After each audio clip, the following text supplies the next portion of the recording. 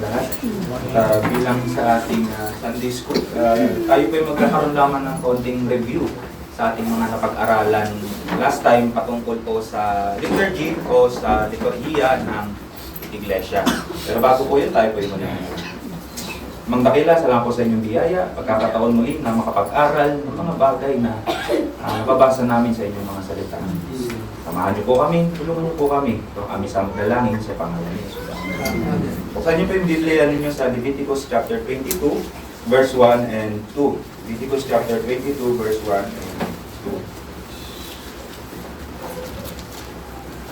Sabi po dito, at nagsalita ang Panginoon kay Moises na sinasabi, sabihin mo kay Aaron at sa kanyang mga anak na sila'y magsilayo sa mga banal na bagay ng mga anak ni Israel na kanilang itinalaga sa akin upang huwag nilang lapastanganin ang aking banal na pangalan.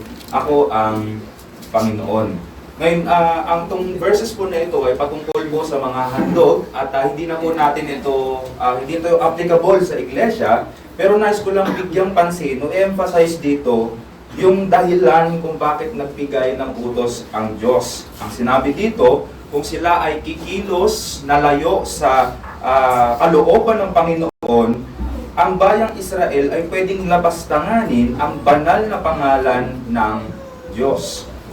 So, merong pag-iingat na ibinibigay sa bansang Israel kung saan sila ay aharap sa pagsamba sa Diyos. Ngayon, sa ating mananampalataya, hindi po nawala yon. Dahil yung Diyos na sinasamba po ng Israel, na banal na Diyos, ay siya mismong Diyos din na sinasamba natin ngayon. Siya ay nananatiling banal noon, ngayon, at magpakailan paman. Kaya sa ating paglapit sa Diyos, ay hindi po ito basta-bastang paglapit o lumalapit ng kanya-kanyang pamamaraan.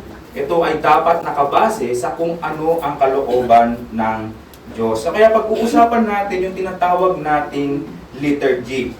Sino po makapagbibigay sa akin ng kanilang sariling salita patungkol sa ibig sabihin ng liturgy?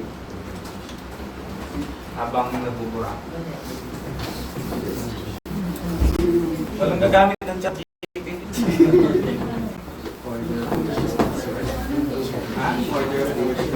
Order of worship.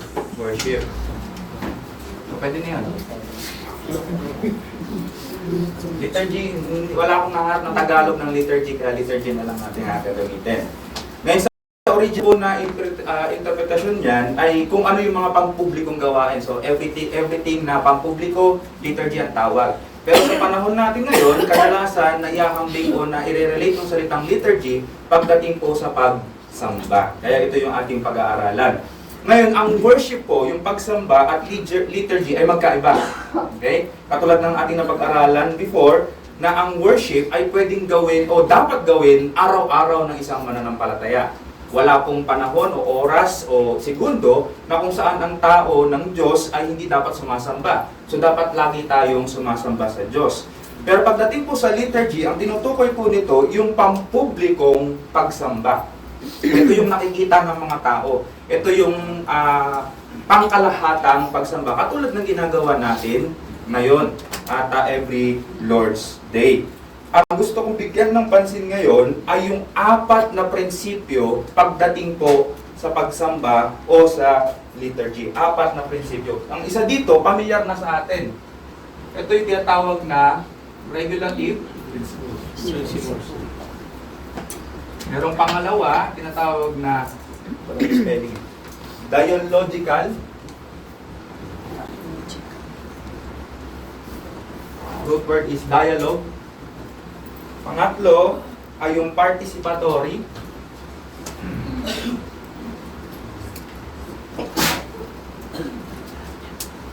At pang-apat ay tinatawag natin gospel.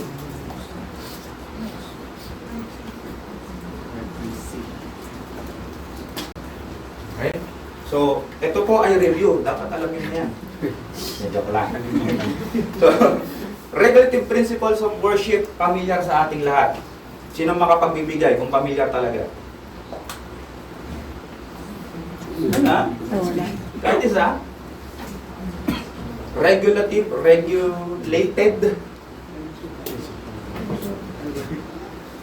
tulungan niyo ako. Ha? Ano po ba ibig sabihin ng regulation? Mga inuutos lang.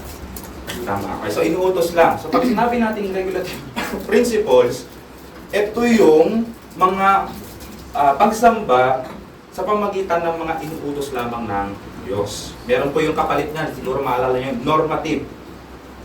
Kasi sinabi normative, anong ibig sabihin? Normal po, pastor. Hindi, ibig sabihin doon, yung mayroon silang, kung ano yung hindi naman pinagbawal, pwedeng gawin.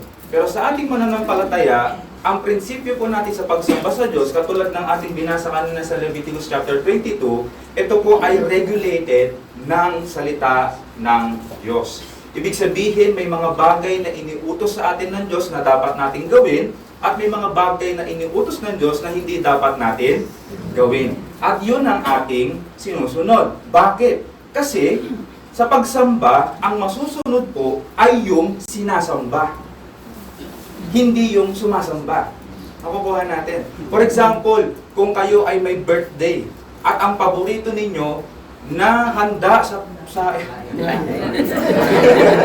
birthday.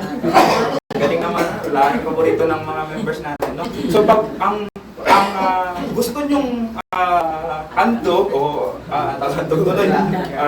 handa ay laing, tapos merong lalapit sa inyo, happy birthday, dahil gusto ko ang ampalaya, ibibigay ko sa iyo ang ampalaya. Ngayon, sino matutuwa doon? Yung nagbigay, pero ikaw na binigyan, hindi ka matutuwa kasi ang gusto mo ay ganon din po sa pagsamba. Sa pagsamba natin sa Diyos, meron siyang kagustuhan, meron siyang kalooban kung paano siya sasambahin. Pero ang ginagawa ng mga tao, ito ang gusto ko kasi. Gusto ko merong lights, gusto ko madaming drums, gusto ko mabulaklak ang pulpito, gusto ko ganito, gusto ko kaya ito ang gagawin ko bilang pagsamba ko sa Diyos. Pero pagdating po sa ganun na paraan, ang nalulugod po doon, hindi ang Diyos, kundi yung taong nagpupumilit sa kanyang kagustuhan. At kung ipipilit natin ang ating kagustuhan, hindi po pagsamba yun. Okay? Kaya nga, pag binasa natin ng Biblia, bakit ang kapal-kapal ng Bible patungkol sa mga utos ng Diyos? Kasi doon inilahad ng Diyos kung paano siya sasambahin ng kanyang mga tao. Hindi po yan nandyan para dekorasyon natin sa iglesia. Hindi po yan nandyan para pangdagan natin sa mga kulupot na mga damit natin, ginagawa nating plancha. Hindi po yun. Nandyan ang salita ng Diyos para pag-aralan natin, basahin natin, at malaman natin ang kanyang kalooban sa atin. Para masunod natin ang kanyang gusto. Bakit kailangan natin gawin yon? I-relate ko sa ating topic kanina umaga kasi tayo kanyang mga anak. Ibig sabihin, meron na tayong relasyon sa Kanya. Iba na ating pagkilos mula sa sanlibutan tungo sa pagkilos sa kabanalan na kasi nga, iba na tayo. Hindi na tayo sa sanlibutan, kundi tayo ay nandun na sa kaharian ng Diyos. Kaya kung nasa kaharian ng Diyos, sino ang hari? Kung siya ang hari, sino masusunod? So nakukuha natin ang regulative principle of worship. Ang Diyos ang masusunod. Siya ang nagdidikta kung paano dapat siya sambahin. Hindi tayo. So, pag meron pumapasok sa isipan natin na dapat gawin natin ito kasi parang maganda, tignan mo muna sa salita ng Diyos at kung inuutos sa'yo ng salita ng Diyos, gawin mo. Pero kung hindi naman inuutos sa'yo yung salita ng Diyos, mas mabuting huwag mong gawin. Makukuha natin yung mga kapatid. Yun po yung tinatawag nating regulative principle of worship. Kaya napakahalaga na magbasa tayo ng salita ng Diyos. Kasi dito natin nakikita kung tama ba yung ginagawa natin. Okay? So yung pangalawa na prinsipyo ng liturgy natin, pagsamba, yung dialogical. Mula po sa salitang dialogue. Anong ibig sabihin ng dialogue? Pag-uusap. Yung sa salitang dalawa, ibig sabihin dalawang nag-uusap. Okay? So, pagdating po sa pagsamba, may nagsasalita at merong nakikinig. Merong nagsasalita, merong nakikinig. Sa pagsamba, kapag ang Diyos ay nagsasalita, ang mga tao ay dapat. At kapag ang tao naman ay nagsasalita, ang Diyos po ay nakikinig. Dito po nawawala yung pagka-boring natin sa pagsamba. Kasi minsan, naalala ko nung kami ay sa Pentecostal pa, pagka dumating na yung Sunday, yan yung pinaka-burden ng buhay namin. Kasi nga, hindi pa mananampalataya, so walang desire sa pagdating sa pagsamba. Kaya pagka humaba na ng humaba yung worship, dati worship natin 2 hours mahigit eh. No? O tapos dadagdagan mo pa ng sermon. Eh yung nagsisermon, hindi pa prepared yan. So mas mahaba pa sa 2 oras. So parang 4 hours din yung mas matindi pa sa mga Presbyterian.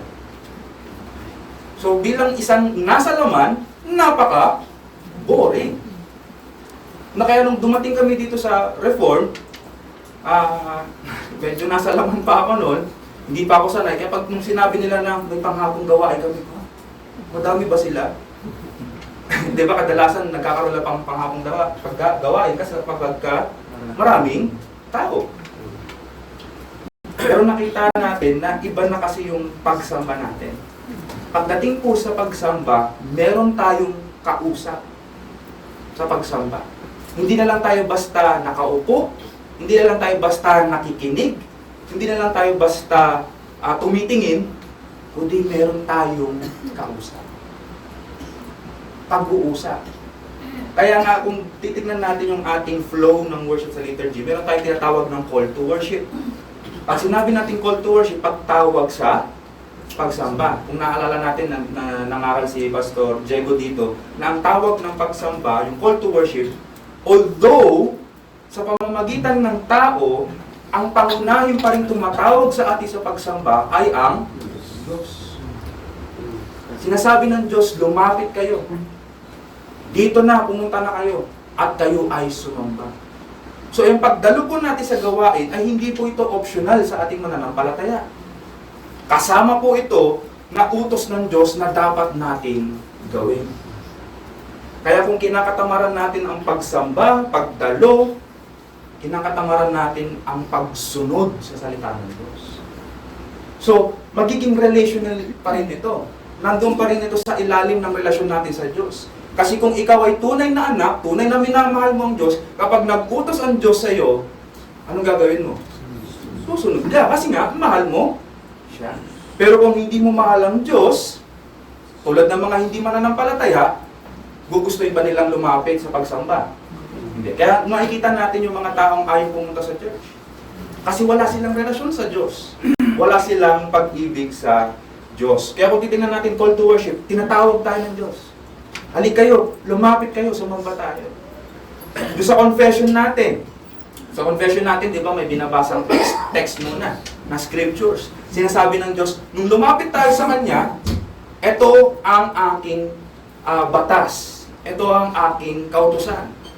Ngayon nakita natin yon, nakita natin na tayo ay nagkasala sa Diyos.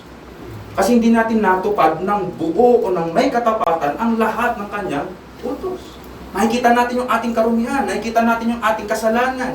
Kaya ang panawagan, ang response natin doon, tayo ay nagsisisi. Humingi tayo ng tawan. Nakikita niyo yung flow, mga kapatid? So yung pagbabasa natin ng scripture, hindi lang kung binabasa yan para matapos. Kundi binabasa yan, tinatawagan tayo, ipinapakita sa atin kung ano yung sinasabi ng Diyos. Yun, narinig natin yung scripture, humingi tayo ng patawaran. Tapos meron pong tayo tinatawag na assurance of pardon, no after nating humingi ng tawad, sinasabi naman sa atin o tinutugunan tayo ng Diyos, eto, pinatawad ko kayo. At nung narinig natin yun, ngayon umaawit naman na tayo. Nakikita niyo mga kapatid, kung ganun ang perspektibo natin sa pagsamba, hindi nagiging boring. Kasi alam natin na nakikipag-usap tayo sa Diyos. Eto, humingi ka ng tawad, eto ang ginawa mong kasalanan. Oh Lord, nakita ko, humingi ko ng tawad sa inyo. Tinatanggap ko ang iyong paghingi ng tawad, pinapatawad kita. Salamat Lord, aawit ako sa iyo. Nakukuha niyo po yung dialogue. So hindi po ito one-sided lang. No? Kaya nga liturgy natin meron mga bagay nito upang sa ganun ma-enjoy natin yung ating relasyon sa ating Diyos. Nakukuha natin yung mga kapatid. So, Huwag nating isawalang bahala yung mga bagay na ganito. Sa pananalangin, sino po ang nagsasalita doon? Tayo. At sino ang nakikinig? O di ba ang gandang pakinggan yun? Di ba nasasaktan tayo kapag kami kinakausap tayo, nasa cellphone lang siya? Di ba? Kasi hindi tayo pinapakinggan ito. Importante yung sinasabi ko. May gusto ko sabihin sa kanya. Pero ang Diyos, na hari ng mga hari, Panginoon ng mga Panginoon, handang makinig sa ating mga panalangin. Di ba kayo natutuwa na kapag tayo nanalangin ay merong ganun? Nakausap niyo na ba si Binay? Tao lang din mga kapatid. Pero meron tayong access ng malaya sa trono ng may likha ng lahat ng bagay. So, katatamaran niyo ba yung pananalangin kung gano'n ang nasa isipan natin? Siyempre hindi. Sa pag-awit, sino ang inaawitan natin? Diyos. Kaya kahit na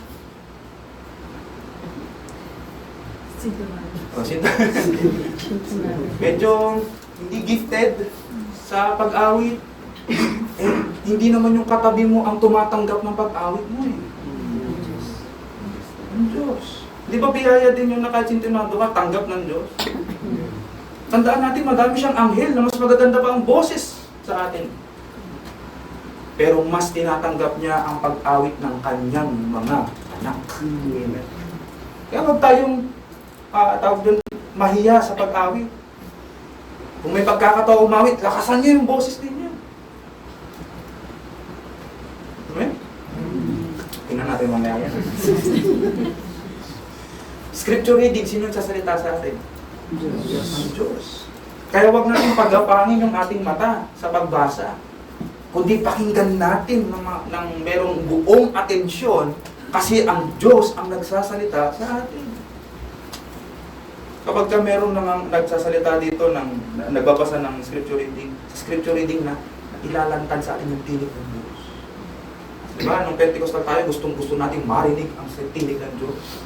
Tila nung pinagagagawa natin, nag-speak in tongues, para lang sabihin na nakangusap sa atin ng Diyos. Gusto nating matulog na matulog para makapanaginip tayo, para kausapin tayo ng Diyos.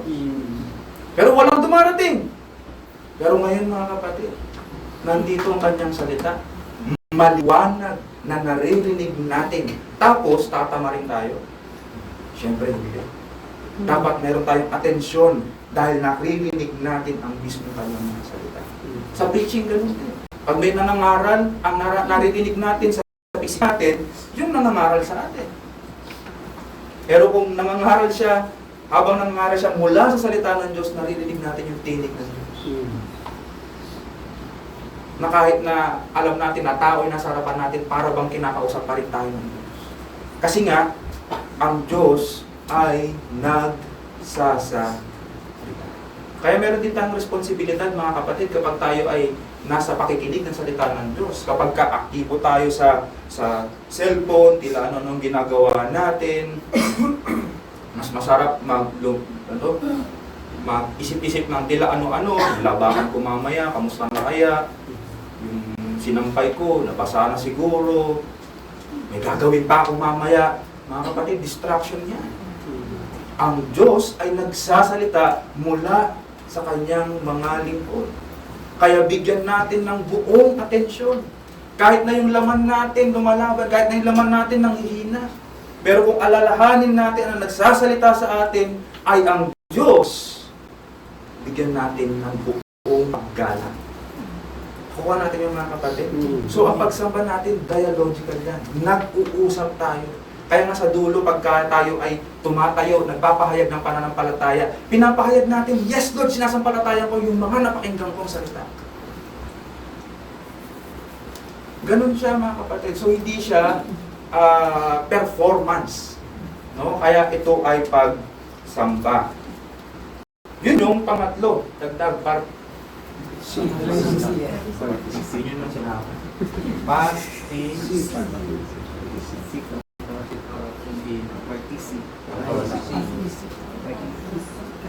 Basta yan. Participate. Ano yung sabihin ng participate? Pakiki? Participate? Pakikilaho. So, makikilahok ba, makipag-participate ba ang hindi mananampalataya dito? Hindi, di ba? Pwede sa panlabas, pero sa panloob. Pero sa mga tunay na mananampalataya, magpa-participate ba hindi? Dapat nga. Di ba? So, siyasatin natin ang mga sarili natin. Kung wala tayong desire na mag-participate sa pagsamba, eh hindi po yun pagsamba. Hindi po tayo nanonood ng TV. Nakakita na kayo ng TV? Cellphone. Anong ginagawa niyo sa cellphone? Pinanonood, di ba? Nakikipag-usap ba sa'yo yung cellphone? Hindi. So, nandito tayo, nagpa-participate po tayo. Kaya nga, inaayawan natin yung online worship eh. Di ba? Although yun ginawa natin nung ating nung may pandemic, pero hindi yun ang gusto ng Diyos sa atin eh. Di ba nauuli lang nga tayo na hindi natin kasama yung mga kapatid natin sa pananampalataya, hindi tayo kasi hindi po yung tunay na pagsamba. Ang pagsamba, nakikipag-participate tayo. No? Hindi po ito katulad sa pagpunta sa kapehan. Total, madami naman marunong gusto ng kape dito. Hindi tayo, pagkatapos natin umuwi, masarap ang stars. Maganda yung sermon. 5 stars. Hanggang doon lang.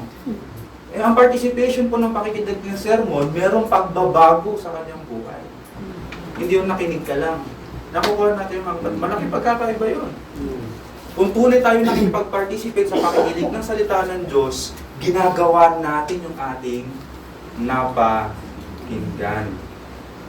No? So, maging maingat po tayo. Hindi po itong McDo na pagsiserbahan lang tayo ng mga tao.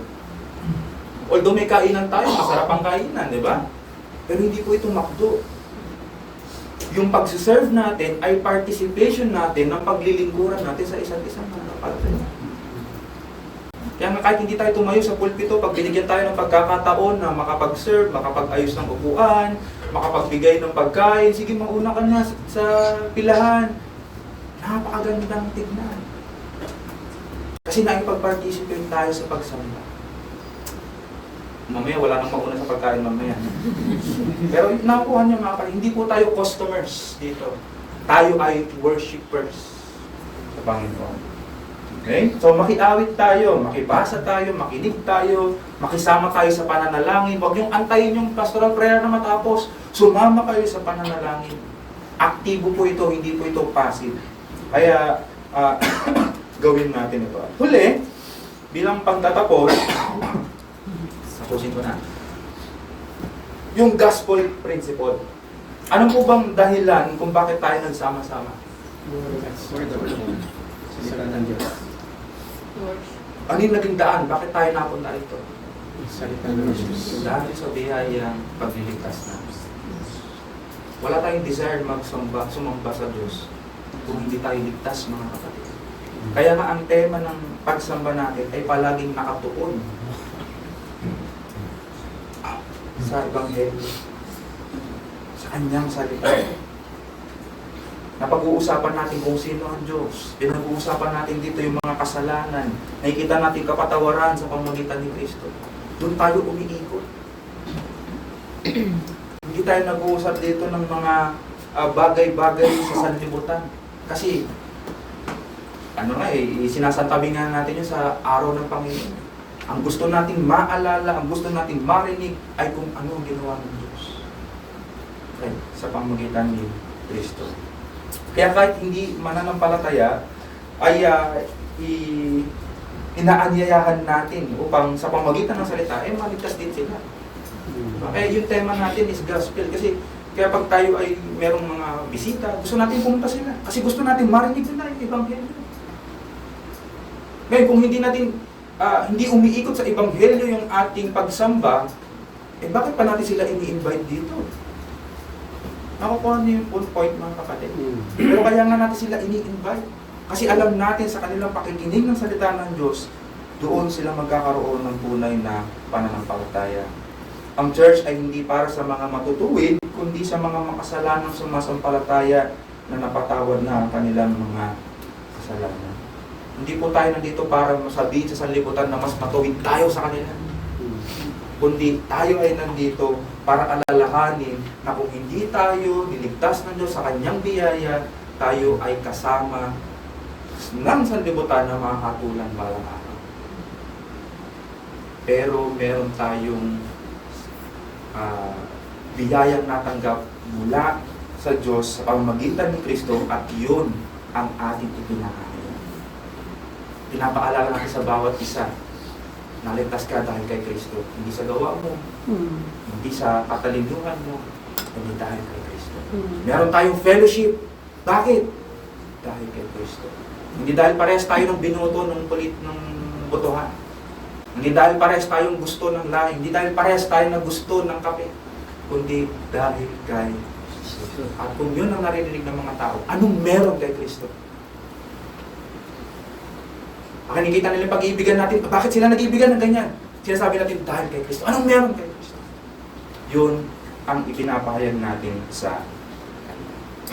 Okay, so, tandaan po natin ito. Ginagawa natin every Sunday. Regulative, hinahanap natin ang kalooban ng Diyos upang sundin natin ang Kanyang mga utos. Dialogical, nakikipag-usap tayo sa Diyos. Hindi ito one-sided na pakikipag-usap. Ang Diyos ay kausap natin. Ang Diyos ay kasama natin. Pangatlo, participatory, mag-participate tayo mga kapatid. Huwag tayong umupo lang, tayo ay kabahagi sa pagsamba. At panghuli, siyempre, tayo ay sumasamba dahil sa gawa ng Diyos kay Kristo. Ito, lagi natin isang puso, isa isip, na kung wala ang biyayang kaligtasan, hindi rin dapat tayo magtipon.